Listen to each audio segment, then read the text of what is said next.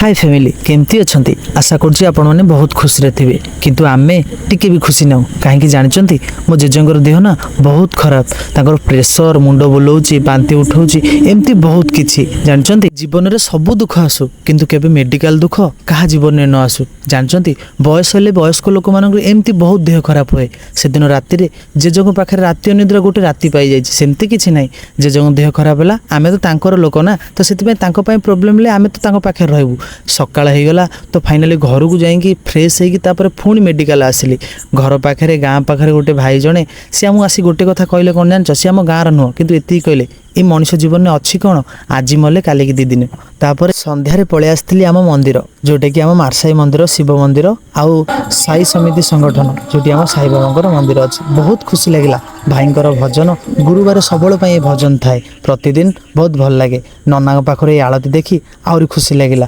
तापरे आम साई संगठन पिला मुंडे सबल विभूति लगे जना पड़ जाए साई मंदिर पिला बोली आ विभूति की जड़े लगे सारा खाइबा दि जाए प्रसाद सेवन पर बहुत भल लगे आम संगठन जड़े बड़ भाई कुर्ती भाई आम भजन पर सबू पिला माँ मानू भौणी मानू सांगसाथी मानू किसी भल कथा शिखाती शेष में यही कथा गुरुजन हिसाब से सी निहत छोट मानू किसी तो कथा बुझेबे ना जेहेतु से बड़ शेष में गोटे मजा लगे यही मंदिर रे भजन पर समस्त भोग